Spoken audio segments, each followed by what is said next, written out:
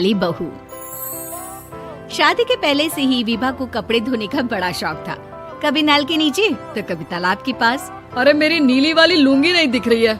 विभा की अम्मा कहाँ रखी है लुंगी? अरे वो तो विभा ने परसों ही धोकर रखी थी आपकी अलमारी में, देखो वहीं होगी।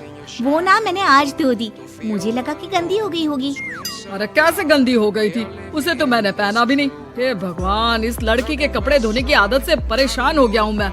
जितना तो घर में राशन नहीं आता, उससे कहीं ज्यादा डिटर्जेंट पाउडर का खर्चा है। इसकी शादी करवा दो, शादी जाए अपने घर में ही करे काम, फिर चाहे घर के कपड़े धोने हो या पूरे गांव के। हाँ ठीक बोल रही हूँ, देखता हूँ मैं कोई लड़का। वो दिन भी आ जाता है जब विभा को देखने लड़के वाले आ जाते हैं। लड़की मुझे अच्छी लगी। होने वाली सास कहती है, बेटी अगर कुछ पूछना है तो पूछ लो। वैसे तो हमारी लड़की बहुत ही शर्मीली है, जो बोल दो वो मान लेती है, इसे क्या पूछना होगा। अरे कैसी बात कर रही हो माँ, मुझे इन लोगों के घर रहना है, सवाल तो कई है।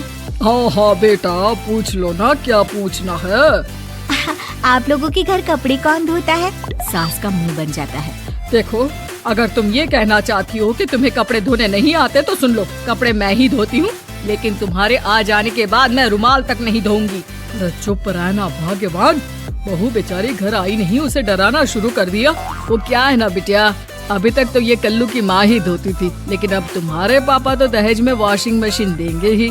तभी विभा की माँ बोल पड़ती है, सवाल भी पूछा तो क्या, वैसे भाई साहब मशीन की तो फिर भी कपड़े धोने की कैपेसिटी होती है। मतलब जो बिटिया दे रहे हैं ना विभा, इसे कपड़े धोने का बहुत शौक है। ये आप लोगों के क्या आस पड़ोस गांव मोहल्ले सबके कपड़े धो दे और उफ तक ना करे।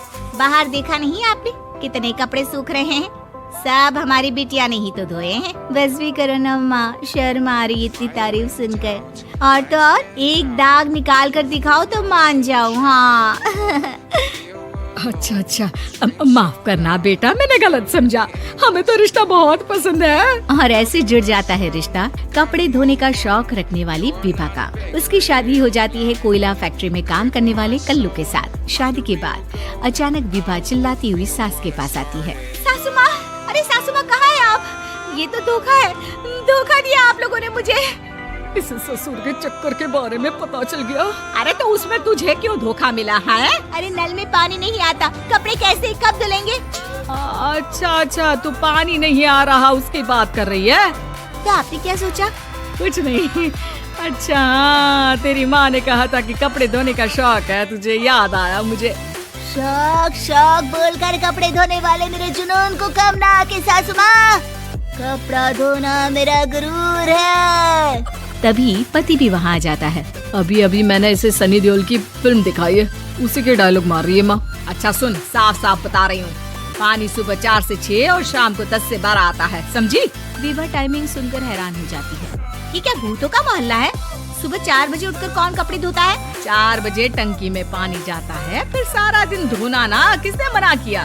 अरे कैसी बात कर रही है? 200 लीटर की टंकी में कितने कपड़े धो लूंगी मैं, सुबह ही उठ जाऊंगी मैं। अब क्या था, विभा सुबह 4 से लेकर रात के 12 बजे तक कपड़े ही धोती रहती।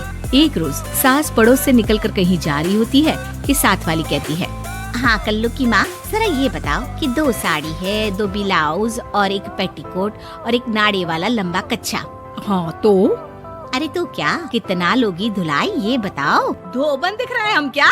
हमारे पति सरकारी नौकरी से अभी रिटायर हुए हैं और बेटा सुपरवाइजर है कोयला फैक्ट्री में। धोबन समझ रखा है हमें?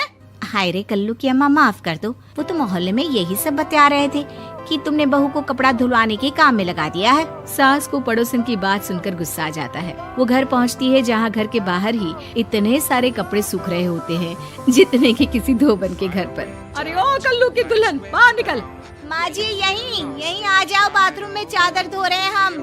अरे अभी हम धोते हैं, तुमको बाहर निकलो। ये आस पड़ोस वाले बोल रहे हैं कि हम बहू से कपड़े धुलवा कर उसे कपड़ा धोने वाली बना दिए हैं। अरे छोड़ो ना माँ जी, किन लोगों की बातों में आती हो? आस पास के लोगों का तो काम ही होता है कि वो किसी तरह सास बहू को लड़ा दे। बहू सारे घर के कपड़े धोती है, ये क्या कम है? बोलिए। सास को भी लग जाता है कि वो बहू का ये सनकीपन नहीं छुड़वा सकती, इससे अच्छा है कि खुद ही चुप हो जाए। एक रोज सास और बहू मंदिर जाते हैं, जहाँ सास की साड़ी वहाँ खड़ी भीख मांगने वाली से मिलती है। माँ जी क्या बात है, आपकी साड़ी उस भिखारन से कितनी मिल रही है ना? हाँ हाँ देखो तो दोनों की साड़ी मिल रही है। क्या बात है कल्लू की अम्मा, तुम खुद को तो अफसर की बीवी बताती हो और ऐसी सिंपल सी प्लेन साड़ी पहनकर घूमती हो। सिंपल और प्लेन नहीं है ये साड़ी। तो क्या सोने के धागे से फूल बने हैं? कुछ भी सासू माँ, कुछ भी। हाँ बने थे इस साड़ी में सोने के धागे से फूल। मेरे पति लेकर आए थे मद्रास से स्पेशली मेरे लिए 10,000 की। ताहे भाई साहब इस भिखारन के लिए भी सेम टू सेम साड़ी लेकर आए होंगे 10,000 की। सास उस वक्त कुछ नहीं कहती, लेकिन बहू के साथ घर आती है और अलमारी से एल्बम निकाल कर लाती है। ये साड़ी देख रही है, ये वही साड़ी है जिसे मैंने अभी पहना था।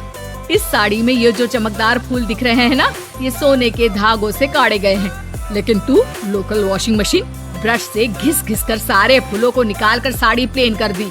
मुझे माफ कर दीजिए सासू माँ। और तो और, जब मैंने तुझे तेरी गलती के लिए कुछ नहीं कहा, लेकिन तूने तो सबके सामने मेरा मजाक ही बना दिया। क्यों? बहू को समझ में आ जाता है कि अब से उसका कपड़े धोना बंद।